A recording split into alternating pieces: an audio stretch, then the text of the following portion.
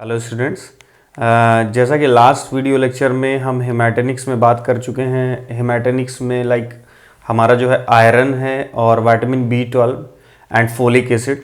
तो previous videos lecture में हम बात कर चुके हैं आयरन के बारे में। इस वीडियो लेक्चर में हम बात करेंगे विटामिन B12 के बारे में।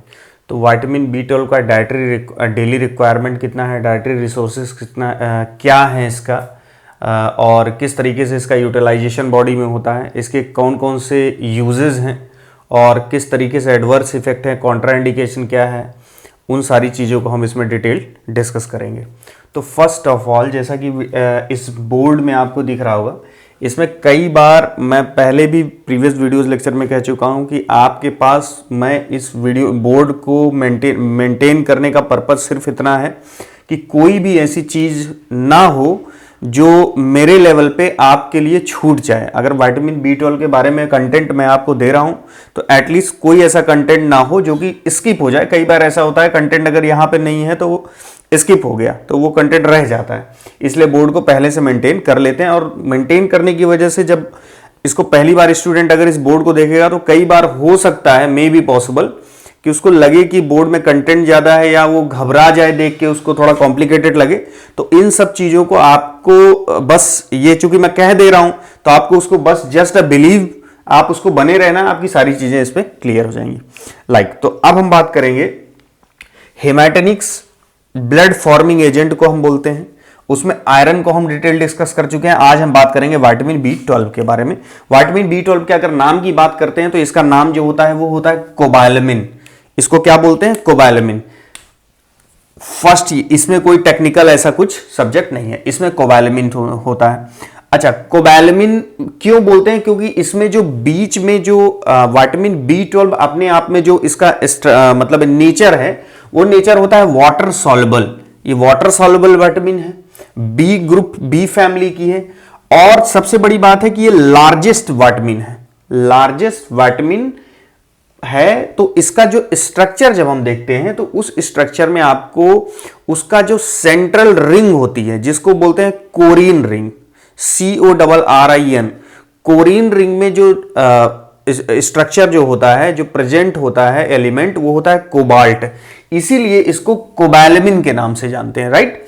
तो इसका स्ट्रक्चर, सबसे पहली बात तो ये वाटर सॉल्युबल है, लार्जेस्ट है विटामिन B12 का स्ट्रक्चर अपने आप में, और इसका जो स्ट्रक्चर है वो कॉम्प्लेक्स है, कॉम्प्लिकेटेड स्ट्रक्चर है।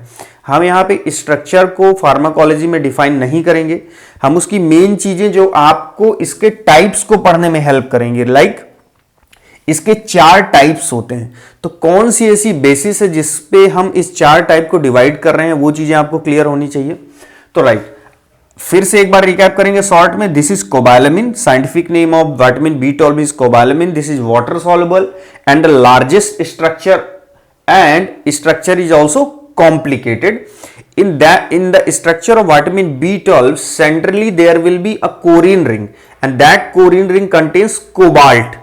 Cobalt is attached with R group. R group से जैसे जैसे आप R ग्रुप को चेंज करेंगे तो विटामिन B12 के कई फॉर्म आपको मिलेंगे। और बेसिकली विटामिन B12 जितने फॉर्म में अवेलेबल है वो 4 हैं। 4 फॉर्म वो कौन से हैं? हमारा ये क्लियर हो चुका है। अब हम बात कर रहे हैं विटामिन B12 के कितने फॉर्म है? 4 फॉर्म है, cyanocobalamin, hydroxycobalamin, adenosyl cobalamin and methyl cobalamin. तो ये किस तरीके से इनके चारों नाम हैं और चारों में आपस में जो डिफरेंस है वो क्या क्या है, ये देखिए। साइनोकोबालामिन की अगर हम बात करते हैं तो है तो एक कोबालामिन, लेकिन नाम इसमें क्या है? साइनो। साइनो मीन्स है इसमें नाम में साइनाइड है। तो साइनाइड ये कहां पर है? तो जो कोबालामिन का स्ट्रक्चर है उसके सेंट्रल एटम में जो कोबाल्ट है कोरिन रिंग में, उसमें जो R ग्रुप जुड़ा हुआ है वो R ग्रुप में हम जैसे चेंजेस करते जाते हैं, इनका स्ट्रक्चर नाम बदलता जाता है। जैसे R ग्रुप में अगर हम साइनाइड को ऐड करते हैं तो साइनोकोबालामिन, अगर हम हाइड्रोक्सी ग्रुप को ऐड करते हैं तो हाइड्रोक्सी कोबालामिन। बस इतना ही डिफरेंस है इसमें, राइट। तो और अगर हम एडिनोसाइल ग्रुप ऐड करते हैं तो एडिनोसाइल कोबालामिन, अगर मेथाइल ग्रुप ऐड करते हैं तो मेथाइल कोबालामिन। इसमें तो एक डिफरेंसेस तो ये है इन चारों के नाम को लेके।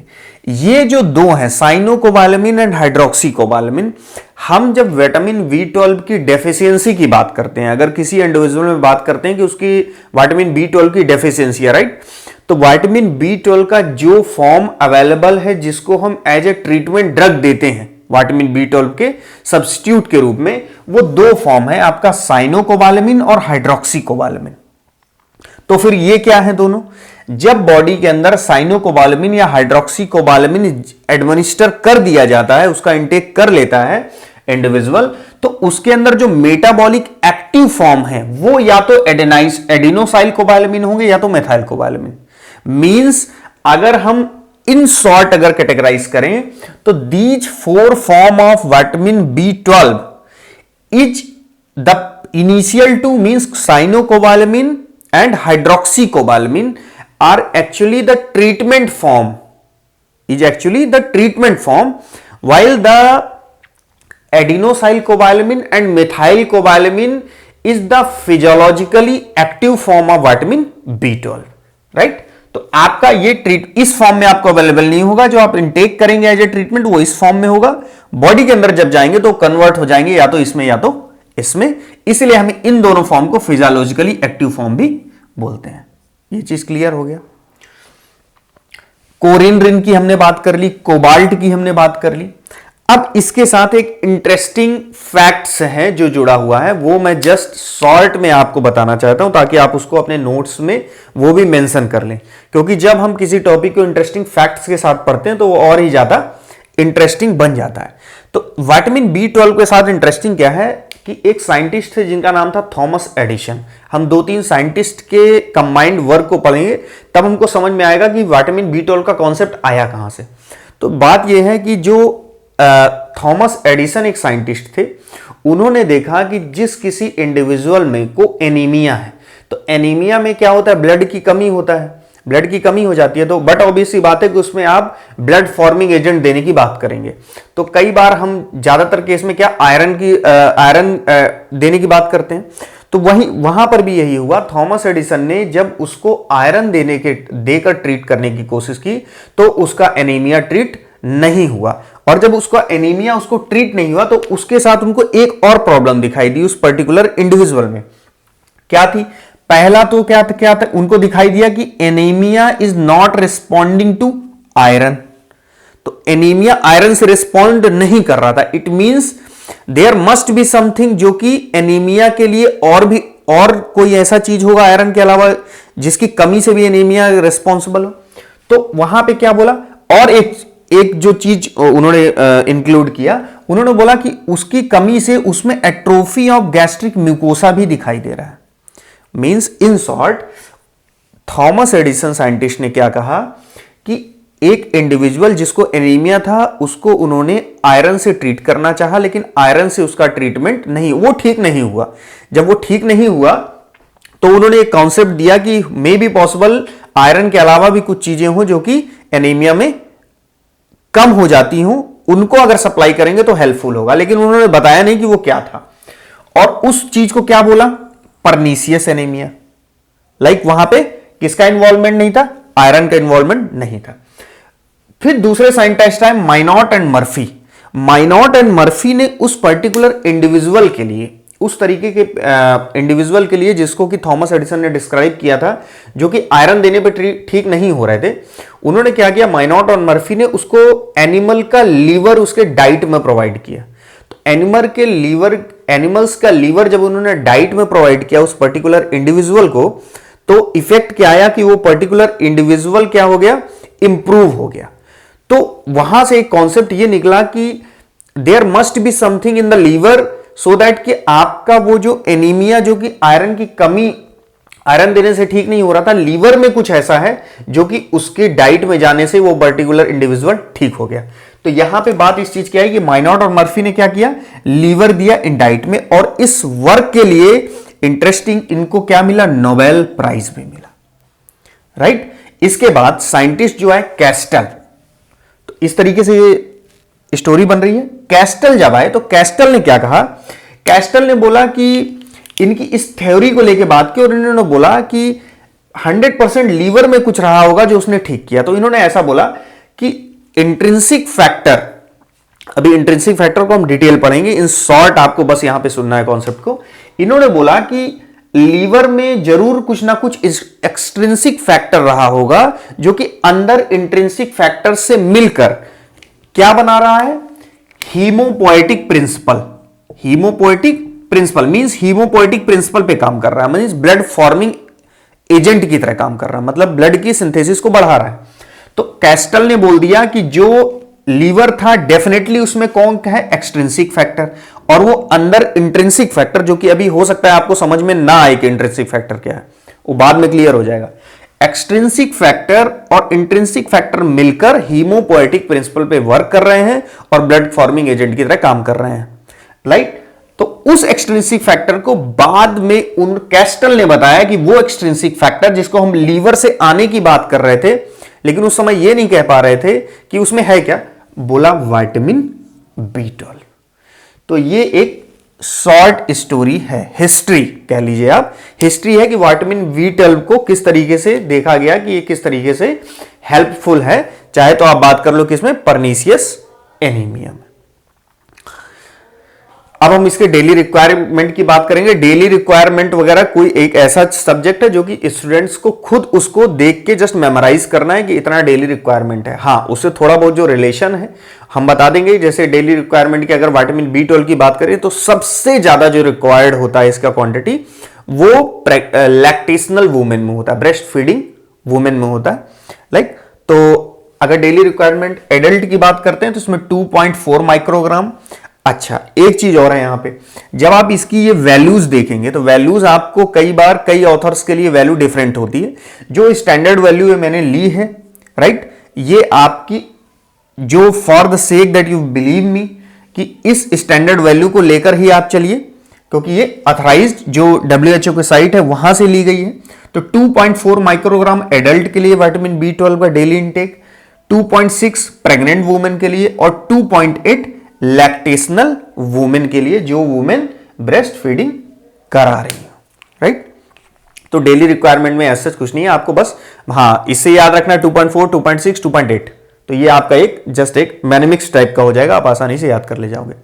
अब हम बात करते हैं इसके यूटिलाइजेशन की, कि विटामिन B12 का यूटिलाइजेशन बॉडी किस तरीके से यूटिलाइज करती है उसको, जब आप डाइट में लेते हैं तो उसको किस तरीके से यूटिलाइज करती है, राइट। तो अब हम देखते हैं इस तरीके से। देखिए यहां पे बहुत सिंपल है, डायग्राम में बहुत सिंपल तरीके से यहां पे मैंने बना के दिया है। आप सबसे पहले लेट सपोज आपने डाइट का इंटेक किया। जब डाइट का इंटेक किया तो पहली बात तो आपको पता होना चाहिए कि किस तरीके के डाइट में आपको विटामिन B12 मिलने वाला है, मींस उसका डाइटरी सोर्स क्या है। तो देखिए आपको सबसे बड़ी बात यहां पे समझना है कि विटामिन B12 आपको वेजिटेरियन डाइट में नहीं मिलने वाला है। आपको वेजिटेरियन डाइट में या तो तब मिलेगा, जैसे आप रेयरली अगर लेग्यूम्स की बात करते हैं, जैसे पल्सेस की बात करते हैं, तो पल्सेस में क्या होता है, जो नाइट्रोबैक्टर या इस तरीके के जो बैक्टीरिया, नाइट्रोसोमोनास कैटेगरी के जो बैक्टीरिया होते हैं वो विटामिन B12 को सिंथेसिस करते हैं और वो लेग्यूम्स के रूट्स में पाए जाते हैं वो बैक्टीरियाज। तो उन बैक्टीरिया से कई बार अगर उसमें ट्रांसफर हो गया तो there may be chances that minimum amount of vitamin B12 can be present in the pulses as well. But हम यही बोलते हैं कि वेजिटेरियन में विटामिन B12 का सोर्स बहुत अच्छा नहीं होता। इसके लिए बेसिकली जो सोर्स होते हैं वो एनिमल्स प्रोडक्ट होते हैं, लाइक या तो डायरेक्ट एनिमल ऑर्गन की बात करते हैं नॉन वेजिटेरियन डाइट की, जैसे कि हम चीज की अगर बात करें, लीवर की बात करें, एग योक की बात करें, राइट, इनमें होता है आपका विटामिन B12। या तो हम बात करें जैसे बैक्टीरियाज में, बैक्टीरियाज इसको बहुत ही ज्यादा विटामिन B12 को सिंथेसाइज करते हैं, नॉनवेज में पाया जाता है और सम अमाउंट पल्सेस में पाया जाता है। तो ये तो डाइटरी सोर्सेस की बात, ठीक है। आपने डाइट इंटेक किया, डाइट इंटेक किया तो आपका जो विटामिन B12 होगा या तो वो फ्री फॉर्म में होगा या तो वो किसी प्रोटीन के साथ कॉन्जुगेटेड होगा। आपको दोनों स्ट्रक्चर यहां पे दिखाई, ये फ्री फॉर्म में ग्रीन कलर से है और ये कॉन्जुगेटेड फॉर्म में है कि ब्लैक कलर और ग्रीन कलर। तो ब्लैक कलर क्या है, एक जो प्रोटीन है वो अटैच्ड है विटामिन B12 से, ठीक है। आपने दोनों फॉर्म इंटेक किया। अब होने क्या वाला है, अब जब दोनों फॉर्म आपने लिया तो जो फॉर्म विटामिन B12 का फ्री है उसके साथ एक स्पेशल फैक्टर अटैच होगा जिसको हम बोलते हैं R फैक्टर या तो हेप्टोकोरिन या तो ट्रांसकोबालामिन फर्स्ट, आर फैक्टर या आर बाइंडर, या हेप्टोकोरिन या ट्रांसकोबालामिन फर्स्ट। ये जो आ रहा है ये आ रहा है सलाइवरी ग्लैंड से। माउथ में जैसे अपने डाइट इंटेक की तो डाइट में जो माउथ में सलाइवा था उससे आपको या आर बाइंडर, हेप्टोकोरिन या ट्रांसकोबालामिन फर्स्ट, इसको कोई भी नाम से बोल सकते हैं, वो फ्री फॉर्म जो विटामिन B12 का था उससे जाके, ये देखिए रेड कलर किसको इंडिकेट किया, आर बाइंडर को, तो ये उससे जाके अटैच हो गया। लेकिन जो ऑलरेडी कॉन्जुगेटेड था वहां पे आर बाइंडर के लिए जगह नहीं होगी, वहां पे अटैच नहीं होगा। अच्छा, तो अब क्या होने वाला है, ये जो जिसमें प्रोटीन अटैच्ड थी, तो प्रोटीन जो अटैच थी वो जब सलाइवा में आर बाइंडर तो उसमें अटैच नहीं होगा, जब वो आगे कहां पर जाएगी, स्टमक में या तो डियोडेनम में। कहां पे जाएगी, स्टमक में या तो डियोडेनम में। आपको ये याद रखना है, फर्स्ट डियोडेनम के फर्स्ट सेगमेंट की हम बात कर रहे हैं। तो स्टमक या डियोडेनम में जाएगा तो जो आर फैक्टर अटैच्ड है विटामिन B12 के साथ, उसको क्या कर दिया गया है, देखिए रिमूव कर दिया गया। अब ये यहां पर फ्री है। रेड कलर का क्या पॉइंट है वो अभी डिस्कस करते हैं हम। यहां पे ऑलरेडी रेड कलर अटैच्ड है और यहां पे red colour means R binder तब अटैच्ड होगा जब ये प्रोटीन यहां से रिमूव हो जाएगी। प्रोटीन रिमूव कहां पे हो रही, या तो स्टमक में या तो डियोडेनम के फर्स्ट सेगमेंट में। मींस अल्टीमेटली यहां तक जो हमको समझ में आया वो ये बात थी कि जो विटामिन B12 था उस पे सलाइवा से रिलीज्ड होने के बाद हेप्टोकोरिन और जिसको आप ट्रांसकोबालामिन या आर बाइंडर कहते हैं वो अटैच हो जाता है। किससे, विटामिन B12 से। विटामिन B12 से अटैच हुआ। अब जब ये विटामिन B12 से अटैच हुआ, इसका पहली बात तो अगर ये आपके समझना है कि आर फैक्टर अटैच ही क्यों होता है विटामिन B12 से, तो आर फैक्टर अटैच इसलिए होता है विटामिन B12 से ताकि वो जो स्टमक में जो एसिड है उससे इन्फ्लुएंस होकर विटामिन B12 डिग्रेड ना हो। इसलिए एक तरीके से आर बाइंडर है वो प्रोटेक्शन का काम करता है। हेप्टोकोरिन क्या काम करता है, प्रोटेक्शन का काम करता है। ठीक है, यहां तक की बात आपको क्लियर है कि दोनों जगह आर बाइंडर अटैच हो चुका। अब यहां से आर बाइंडर कहां पे जाएगा, क्योंकि हम स्टमक और डियोडेनम के फर्स्ट सेगमेंट की बात कर चुके हैं, तो अब डियोडेनम के सेकंड सेगमेंट में जैसे ही जाएगा तो डियोडेनम के सेकंड सेगमेंट में ये विटामिन B12 आर फैक्टर, जो यहां पे आर फैक्टर वो रिमूव होगा और रिमूव यहां पे कौन करेगा, पैंक्रियाटिक प्रोटीएजेस। आपको ये याद रखना कि in the second segment of the duodenum the pancreatic proteases cleaves the vitamin B12 and R binder। तो ये R binder क्या हुआ, अब यहां अलग हो गया। अब विटामिन B12 फ्री है। अब ये विटामिन B12 को में एक नया फैक्टर कंबाइंड होगा जिसको हम बोलते हैं इंट्रिंसिक फैक्टर, जिसकी हम बात पहले कर रहे थे और मैंने बोला था कि बाद में हम इसको बताएंगे यहां पर इंट्रिंसिक फैक्टर की। तो इंट्रिंसिक फैक्टर क्या होता है, इसमें भी आपको समझना है। देखिए, इंट्रिंसिक फैक्टर जो है एक प्रोटीनिशियस स्ट्रक्चर है जो कि स्टमक के गैस्ट्रिक पेराइटल सेल से निकलता है और गैस्ट्रिक पेराइटल सेल से निकलकर वो आगे फॉरवर्ड एरिया में डियोडेनम के सेकंड सेगमेंट में किससे कंबाइंड हो जाता है, विटामिन B12 से। जैसे ही आर फैक्टर रिमूव होता है, इंट्रिंसिक फैक्टर डियोडेनम के सेकंड सेगमेंट में क्या हो गया, कंबाइन हो गया। अब ये इंट्रिंसिक फैक्टर का काम क्या है, ये गाइड करता हुआ विटामिन B12 को लेके जाएगा इलियम तक, टर्मिनल इलियम तक, लास्ट इलियम के सेगमेंट तक। लास्ट इलियम के सेगमेंट तक ये देखिए इंट्रिंसिक फैक्टर किससे कंबाइंड हुआ, इससे, और ये कहां तक लेके गया, ये कंबाइंड हुआ और up to ileum, last ileum तक लेके गया। वहां पर क्या होने वाला है, देखिए इलियम के लास्ट में जो एंटेरोसाइट सेल्स हैं, एंटेरोसाइट्स जो सेल हैं वहां पे ये जो दोनों स्ट्रक्चर है, ये स्ट्रक्चर जिसमें क्या क्या है आपका इंट्रिंसिक फैक्टर है एंड विटामिन B12 है। ये क्या होगा कि ये एंटेरोसाइट का स्ट्रक्चर है रेड कलर से, तो इस स्ट्रक्चर का जो ये ल्यूमिनल साइट है, राइट, इस स्ट्रक्चर के जो ल्यूमिनल साइट है यहां पे ये देखिए ये तीन आपको ये प्रोटीन के तीन कॉम्प्लेक्स एक स्ट्रक्चर दिख रहा है। ये के स्ट्रक्चर में क्या क्या है, ये जो ब्लू कलर है ये है cubilin, black colour megalin, red colour receptor associated protein.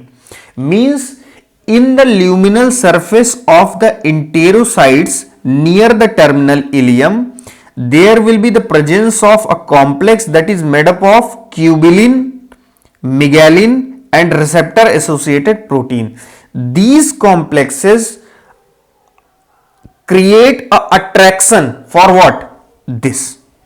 तो ये जब अट्रैक्शन किसकी तरफ अट्रैक्ट होगा, और मेनली ये जो अट्रैक्शन क्रिएटेड होता है ये क्यूबिलिन के द्वारा होता है, क्यूबिलिन dependent guide attraction.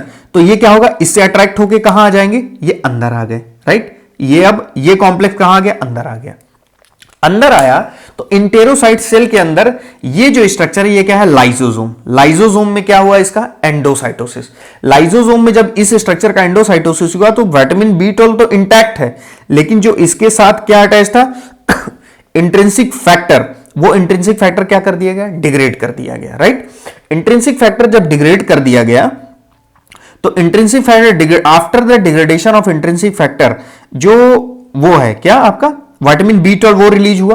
Vitamin B12 जैसे ही इंटेरोसाइट्स में रिलीज होगा, टर्मिनल इलियम की इंटेरोसाइट्स की हम बात कर रहे हैं, यहां पे आपको कॉन्सेप्ट अपना फॉर्म करना है। और कई बार आपको यहां पे अलग अलग ऑथर पढ़ेंगे तो कंफ्यूजन होगा, लेकिन आपको इतना समझना है कि जब इंटेरोसाइट्स टर्मिनल इलियम के इंटेरोसाइट्स पे विटामिन B12 फ्री फॉर्म में निकलता है, मींस इंट्रिंसिक फैक्टर हटा दिया जाता है उससे, तब वो अटैच किससे होता है, ट्रांसकोबैलेमिन से। और ये वो वाला ट्रांसकोबैलेमिन नहीं है जो पहले था, ये ट्रांसकोबैलेमिन सेकंड है, ट्रांसकोबैलेमिन फर्स्ट है। Now this free vitamin B12 binds with transcobalamin second and now forward transcobalamin second guides the vitamin B12 for the further transport in the blood plasma। तो यहां से ट्रांसकोबैलेमिन इससे अटैच हुआ। अब जो ट्रांसकोबैलेमिन attach हुआ तो यहां पे ये तो इसकी ल्यूमिनल साइट है, राइट। इसकी जो बेजोलेटरल साइट होती है, यहां पर क्या होता है, एक बेजोलेटरल साइट पे ये जो स्ट्रक्चर है, ये स्ट्रक्चर होता है मिगैलिन, जो यहां पर था ये मिगैलिन ट्रांसकोबैलेमिन को क्या करेगा, अट्रैक्ट करेगा। तो ट्रांसकोबैलेमिन और जो विटामिन B12 का क्या है, कॉम्प्लेक्स है, वो उससे अटैच होके वो शिफ्ट हो जाएगा towards the inside the blood capillary. और ब्लड कैपिलरी मींस जब ब्लड स्ट्रीम में चला जाएगा with the help of megalin, तब approximately 50 to 80% of vitamin B12 get stored in the liver, while remaining part of vitamin B12 will be utilised in other tissues. तो इस तरीके से आपका ये किसका, विटामिन B12 का यूटिलाइजेशन होगा। अब हम बात करेंगे किसकी, मेटाबॉलिक फंक्शन की, किस तरीके से मेटाबॉलिक फंक्शन ये अचीव कर रहा है। देखिए मेटाबॉलिक फंक्शन में मींस अगर हम इसका मेटाबॉलिक फंक्शन समझ लेंगे तो बट ऑब्वियस सी बात है कि अगर हम मेटाबॉलिक फंक्शन समझ लेते हैं तो उससे जुड़ा हुआ एस्पेक्ट किस तरीके से बॉडी में हेल्प कर रहा है विटामिन B12 वो भी समझ जाएंगे। देखिए कई बार बच्चे इस डायग्राम को लेकर थोड़ा कंफ्यूज होते हैं। क्या है, जैसे यहां पे ये दिखा है विटामिन B12 जब मिथाइलेटेड विटामिन B12 बनता है तो ये जो मिथाइलेशन हुआ, इसके बाद ये मिथाइल जो ग्रुप आया वो किससे आया, इस THFA से, क्योंकि साइड बाय साइड B12 जैसे MB12 में चेंज हो रहा है वैसे MTHFA चेंज हो रहा सॉरी THFA में। एक तो ये रिएक्शन है। दूसरा अगर इस तरीके से इसको देखो कि मिथाइल B12 को फिर कन्वर्ट कर रहे हैं B12 में, तो जो ये मिथाइल ग्रुप है वो कहां जा रहा है, होमोसिस्टीन से मेथियोनिन में, राइट। तो इसको आपको समझना होगा। तो अब यहां पर क्या होने वाला है कि अब हमको ये हम इस तरीके से इसको मेटाबॉलिक फंक्शन रिलेट करते हैं। देखिए अगर विटामिन B12 यहां पर डेफिशिएट होगा, मतलब डिफिशियंसी होगी बॉडी में विटामिन B12 की, तो क्या नहीं होगा भाई, जब विटामिन B12 की डेफिशिएंसी होगी तो जो मेथाइलेटेड फॉर्म विटामिन B12 का था वो कन्वर्ट नहीं होगा किसमें, B12 में। मेथाइलेटेड फॉर्म कन्वर्ट नहीं होगा B12 में। जब मेथाइलेटेड फॉर्म B12 में कन्वर्ट नहीं होगा तो होमोसिस्टीन से मेथियोनिन बनेगा क्या, नहीं बनेगा। तो मेथियोनिन के सारे जो फंक्शन होंगे वो क्या होंगे, स्टॉप होंगे, अफेक्ट होंगे। क्या फंक्शन है मेथियोनिन के, many metabolic reactions and protein synthesis, means methionine is involved in the many metabolic function and protein synthesis. तो वो सारी चीजें क्या होंगी, इनहिबिट होंगी, इन्फ्लुएंस होंगी। इस तरफ देखते हैं हम, जब विटामिन B12 नहीं होगा तो मिथाइल B12 बनेगा क्या, नहीं बनेगा। तो क्या MTHFA का THFA में कन्वर्जन होगा, नहीं होगा। मींस THFA यहां पे क्या होगा, THFA यहां पे ट्रैप हो जाएगा, ट्रैप्ड हो जाएगा। जब THFA ट्रैप्ड हो गया, ये कन्वर्ट नहीं हुआ, तो इसकी बॉडी में क्या हो गई, कमी हो गई। और ये बहुत ही ज्यादा इंपॉर्टेंट है किसमें, डीएनए और आरएनए के सिंथेसिस में। तो वहां पे डीएनए और आरएनए के सिंथेसिस भी क्या होने लगी, इनहिबिट होने लगी। लाइक तो इस तरीके से विटामिन B12 इस पाथवे से हेल्प करता है, राइट। दूसरा सेम जैसे यहां से हम रिलेट कर सकते हैं, किसको इनहिबिट कर रहा, प्यूरिन एंड पायरिमिडीन सिंथेसिस को विटामिन B12। और विटामिन B12 किस तरीके से हेल्प करता है, in the presence of this red colour deoxy adenosyl cobalamin, deoxy adenosyl cobalamin 12 convert the methionine into S adenosyl methionine. तो डी एडिनोसाइल कोबालामिन क्या है, विटामिन B12 का एक फॉर्मेट है। तो जब ये विटामिन B12 का एक फॉर्मेट है and this allow the conversion of methionine into S adenosyl methionine, it means whatever the function of S adenosyl methionine in the deficiency of this will be affected. तो इसका function हमको पता होना चाहिए क्या है, S adenosyl methionine is actually responsible for the synthesis of myelin sheath in the neuron. Myelin sheath in the neuron अगर वो बना रहा है, इट मींस न्यूरॉन्स को हेल्दी बनाने में हेल्प कर रहा है। तो कई बार हम विटामिन B12 को न्यूरॉन्स के हेल्दीनेस के लिए भी, न्यूरोनल जो इंप्रूवमेंट है, ब्लड फ्लो या तो हेल्थ कह लो, उसके लिए भी एडवाइस करते हैं। तो इस तरीके से जब हम अगर ये चीजें पढ़ लेते हैं तो हम इसका यूजेस आसानी से समझ जाएंगे। देखिए यूजेस क्या है, मिगैलोब्लास्टिक एनीमिया या तो आप कह लो परनीसियस एनीमिया। और दो चीजें समझिए, मिगैलोब्लास्टिक एनीमिया और परनीसियस एनीमिया में डिफरेंस क्या है। देखिए परनीसियस एनीमिया जो है वो एक तरीके का मिगैलोब्लास्टिक एनीमिया ही है, लेकिन परनीसियस एनीमिया में सिर्फ हम बात करते हैं कि इसमें इंट्रिंसिक फैक्टर की वजह से, इंट्रिंसिक फैक्टर के मतलब समझ लीजिए कमी की वजह से विटामिन B12 का एब्जॉर्प्शन नहीं हो पाता, क्योंकि यहां हम देख ही चुके हैं कि इंट्रिंसिक फैक्टर इसको टर्मिनल इलियम तक कैरी करने का काम कर रहा है। लेकिन जब हम मिगैलोब्लास्टिक एनीमिया की बात करेंगे तो मिगैलोब्लास्टिक एनीमिया में हम विटामिन B12 की कमी को बताएंगे, लेकिन हम ये बोलेंगे कि इसके मेटाबॉलिज्म में कुछ डिफेक्ट है या तो ये हेरिडिटरी है, और उसकी वजह से हम बात करेंगे कि जो आरबीसीज बन रही है वो बड़ी बन रही है और क्वांटिटी में कम बन रही है, प्रीमेच्योर बन रही है, तो वो मिगैलोब्लास्टिक एनीमिया है। तो परनीसियस एनीमिया में आपको अपना कॉन्सेप्ट इंट्रिंसिक फैक्टर तक रखना है, राइट। तो यहां मिगैलोब्लास्टिक एनीमिया में भी हेल्पफुल है vitamin B12। Spinal cord degeneration में हेल्पफुल है, क्योंकि देखिए यहां पे माइलिन की सिंथेसिस करने में भी हेल्प कर रहा है। और हम कह लें पेरिफेरल न्यूराइटिस में, राइट, न्यूरोनल हेल्थ को इंप्रूव करने में। पुअर मेमोरी में विटामिन B12, अब इससे आपका पूरा कॉन्सेप्ट क्लियर होगा किस तरीके से पुअर मेमोरी में भी हेल्प कर रहा है। साइनाइड पॉइजनिंग में विटामिन B12 कैसे हेल्प करता है, क्योंकि साइनाइड पॉइजनिंग में विटामिन B12 इसका यूटिलाइजेशन करते हैं। तो साइनाइड पॉइजनिंग में एक्चुअली होता क्या है कि साइनाइड पॉइजनिंग में बट ऑब्वियस सी बात है, इसमें किसका लेवल बढ़ रहा है, साइनाइड का। जब साइनाइड का लेवल बढ़ रहा है तो आप कौन सी विटामिन B12 का कौन सा फॉर्म लेते हैं, ये दो तो हम लेंगे नहीं, पहले बोल चुके हैं, ट्रीटमेंट फॉर्म हमारे दो है। तो हम किसको लेते हैं, हाइड्रोक्सीकोबालामिन को। तो होता क्या है कि जो साइनाइड पॉइजनिंग में साइनाइड का लेवल ज्यादा है, तो वो साइनाइड किससे जाके अटैच हो जाती है, जो ये हाइड्रोक्सी ग्रुप है, आर वाली जो हम बात कर रहे थे, कोबाल्ट से जो अटैच था, उस हाइड्रोक्सी ग्रुप को हटा के वहां पे साइनाइड अटैच हो जाती है और बना क्या लेती है, साइनोकोबालामिन। और जब साइनोकोबालामिन बना लेगा तो आसानी से यूरिन के थ्रू एक्सक्रीट हो जाएगा। तो इस तरीके से हम इसका एक्सक्रीशन में भी मतलब साइनाइड पॉइजनिंग में भी हेल्प करते हैं। एक छोटा सा कॉन्सेप्ट यहां पे है कि प्रोटॉन पंप इनहिबिटर जब हम लेते हैं, देखिए एक तरीके से देखा जाए तो प्रोटॉन राइट नहीं, वो यहां पे डायरेक्ट रिलेशन अभी नहीं है, इसको हम अभी रहने देते हैं, राइट। जो आपका कॉन्सेप्ट है बेसिकली, अगर अब कुछ छूट रहा हो, राइट, आपका अभी कुछ भी नहीं रहना है। सो ये आपका पूरा विटामिन B12 का एज ए हेमाटोनिक्स हम उसको क्यों यूज करते हैं और उसके एडवांटेजेस क्या हैं। So this is all about vitamin B12 as a haematinics. Thank you very much.